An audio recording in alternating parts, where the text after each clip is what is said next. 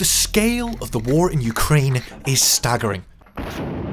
For context, while the British army is just 73,000 strong, according to US officials, Ukraine's armed forces have already suffered more than 70,000 dead and 120,000 injured.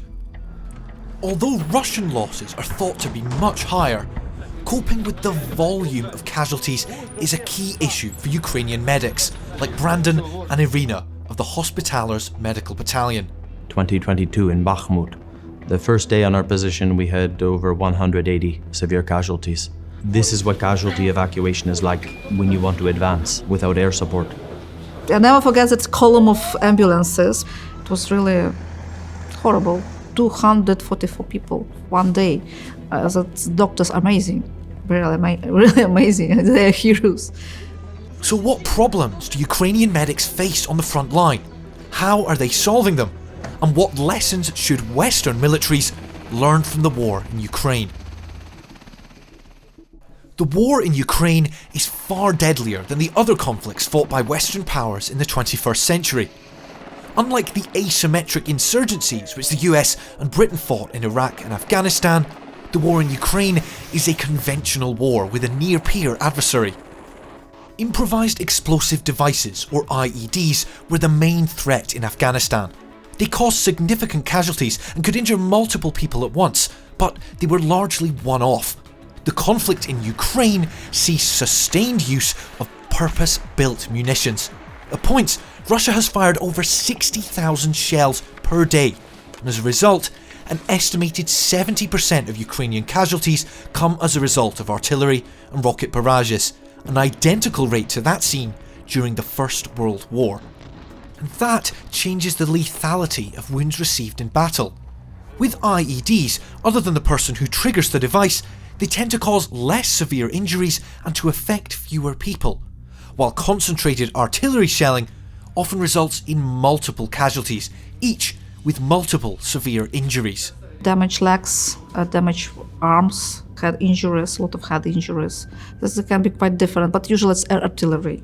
But though, unfortunately, I saw bullet wounds, and for me it's more dangerous because especially 5.45 caliber is quite light, and unfortunately they are making mess out of inner organs. Unfortunately, I had 2 casualties which we didn't manage to save because of that. Not only are the volumes of casualties higher, the percentage of casualties who lose their lives is higher as well. According to The Economist, US forces in Afghanistan had a wounded to killed ratio of around 10 to 1, while in Ukraine this is estimated to be as low as 3 to 1. To find out why, we need to take a look at this diagram. It shows how American casualties could expect to be treated during the global war on terror, progressing from immediate care and stabilisation to a theatre hospital and then overseas for definitive care. Most coalition personnel were treated within the so-called golden hour, the first 60 minutes after an injury in which the chances of survival are much higher. But in Ukraine, treating a casualty within the first 60 minutes is almost impossible. It's a very, very, very rare case because of severe shelling, and only armored vehicle can come closer to a front line and took the casualty. Sometimes even for armored vehicle it's impossible to come and evacuate that person. Sometimes it could take 10 hours. In Kherson, where Ukrainian Marines have managed to capture a small lodgement on the west bank of the Dnipro River, the situation is even more difficult. It is impossible to cross the river during the daytime. Into November this year, one of my colleagues came under attack by a FPV drone with a thermal camera. Now the Russian FPVs can attack us at night. This is a big problem because we only can work at night on the beach. It requires you to be in one spot for 2 minutes, 3 minutes, 5 minutes. This is a big problem. You talk about golden hour. Nobody in Donbass or anywhere is getting anywhere in a half hour, sometimes 2 hours. The challenge of moving casualties from the front line means that Ukrainians are having to change their approach.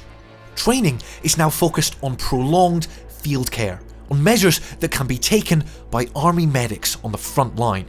But now we began to teach our medics, combat medics, to blood transfusion. It's very important for us because, the majority of the preventable deaths is because of loss of blood. So now we began to teach how to do it. It's not so complicated, we need just some special equipment for that, quite light, to keep people longer alive. These battlefield changes pose clear problems for Western militaries. Current US doctrine asks forward surgical teams to operate on 2 to 4 patients and hold 3 to 8 patients for 16 to 72 hours without resupply. But Ukrainian teams are estimated to be performing 10 operations and holding 15 critically ill patients for 48 hours without resupply. Expanding a forward team's capabilities would allow them to treat more patients, but it also makes them less mobile and more difficult to relocate. And that puts them under threat of attack themselves. In Ukraine, medics and medical sites are a priority target for Russia.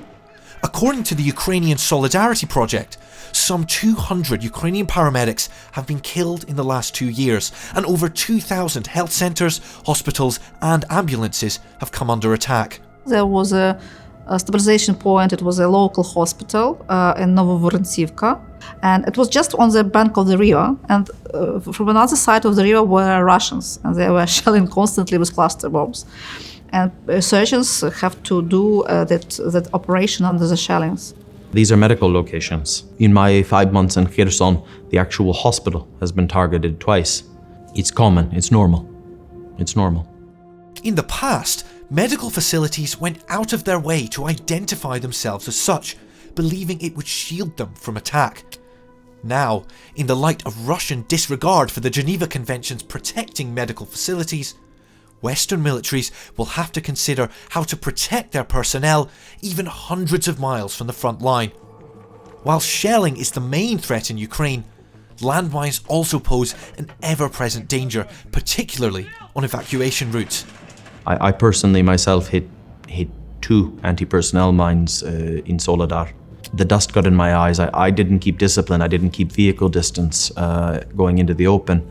And the truth was, when I hit the mines, I felt a heat, a very quick heat come over me, and everything was yellow. And I've suffered some long-term consequences of that. The battle space in Ukraine is constantly changing, with both sides adapting to new technologies and tactics. Ukraine is mid-transition from Soviet-style care to NATO standards, having had no professional combat medics before 2017. Training times have now been reduced in order to fill the gaps. Another problem is supplies. While volunteers like Iryna usually have what they need, Ukrainian army medics are beset by bureaucracy. They prefer to have donations, not officially receive the medical stuff, because if the stuff is donated, so they have no need to make paperwork.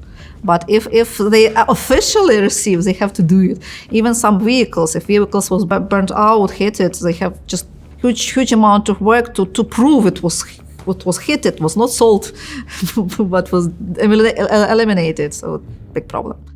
The overwhelming majority of medical supplies for combat medics are still purchased by volunteers.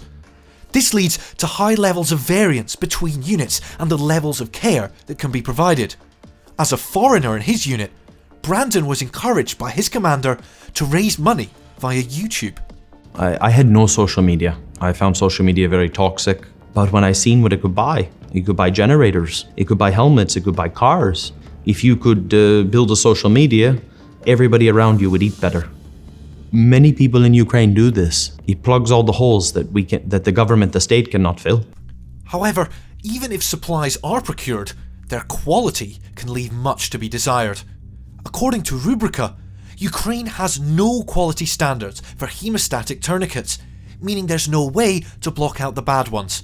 In the first of the war, 30 to 50% of supplies that we were given from other countries in volume and mass had to be thrown in the bin.